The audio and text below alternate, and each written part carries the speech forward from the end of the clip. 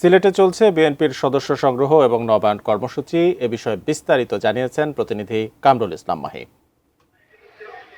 সিলেটে বিএনপির সদস্য সংগ্রহ এবং সদস্যপদ নবায়ন কর্মসূচি অনুষ্ঠিত হচ্ছে। এই কর্মসূচিতে সিলেট বিভাগের বিভিন্ন স্তরের নেতাকর্মীরা উপস্থিত হয়েছেন। আমরা দেখেছি সিলেট, সুনামগঞ্জ, হবিগঞ্জ, মৌলভীবাজার থেকে বিভিন্ন স্তরের নেতাকর্মীরা এখানে উপস্থিত হয়েছেন এবং আজকের প্রোগ্রামে প্রধান অতিথি হিসাবে উপস্থিত হয়েছেন বিএনপির স্থায়ী কমিটির সদস্য সালাউদ্দিন আহমেদ এবং বিএনপির জাতীয় নির্বাহী কমিটির অন্যান্য নেতৃবৃন্দরাও কিন্তু উপস্থিত হয়েছেন এবং সিলেট জেলা এবং মহানগর বিএনপি নেতৃবৃন্দ থাকার পাশাপাশি আমরা সিলেট বিভাগের যে সকল নেতাকর্মীরা রয়েছেন তারা কিন্তু এই কর্মসূচিতে অংশ নিয়েছেন এবং আমরা এই কর্মসূচিতে তৃণমূল বিএনপির বেশ কয়েকজন নেতাকর্মীর সঙ্গে কথা বলেছিলাম। তারা যেমনটি বলছেন যে এই কর্মসূচির মাধ্যমেই কিন্তু যে তৃণমূল আরও শক্তিশালী হবে, সুসংগঠিত হবে এবং আগামী যে জাতীয় সংসদ নির্বাচন, সেই জাতীয় সংসদ নির্বাচনে কিন্তু এটি দারুণভাবে আসলে কাজে লাগবে এবং বিশেষ করে তরুণদের টার্গেট করেই কিন্তু এসব কর্মসূচি করা হচ্ছে। আমরা দেখেছি যে সদস্য সংগ্রহ এবং নবায়ন কর্মসূচিতে কিন্তু